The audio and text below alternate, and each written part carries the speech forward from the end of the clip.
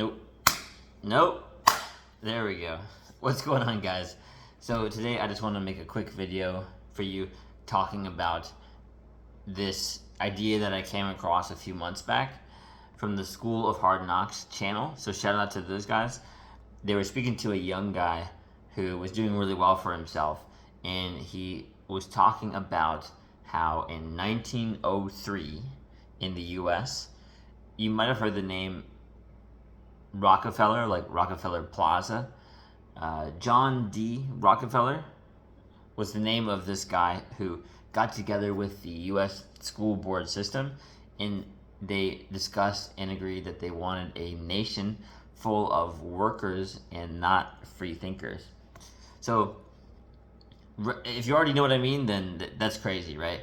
And just to wrap your head around this a little bit more, like, so they wanted a nation full of workers, as in they wanted people who were doing jobs, working for people, not really freely thinking or critically thinking, right? So they were really good at listening and doing their job, right? And they didn't want free thinkers, as in the business owners, the entrepreneurs, the creators, the people with the big ideas.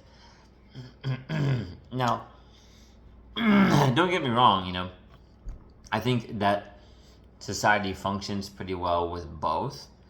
Although that's a pretty insane idea, that it's like, we don't want people to be able to like more freely think or more critically think for themselves, which is why there's less entrepreneurs and less business owners, right? Or less people who are like very creative in the ways that they're helping others and building their wealth, which is pretty nuts. And I just wanted to share that with you today because that might get you just thinking, being a bit more introspective about what you might be able to do if you're in like a 9-to-5 or a job right now, like what you might be able to do to adjust your current lifestyle, right? Like start like freely thinking a bit more, like what is the lifestyle that you really want to be living ideally, and maybe you could work backwards from that, right? Like sort of reverse engineer it, and you can still make improvements and tweaks of that lifestyle blueprint on the way, if you want to call it that. But a lot of people are living a life that society sort of implanted in them, not necessarily the life that they would want to live if they were thinking more freely.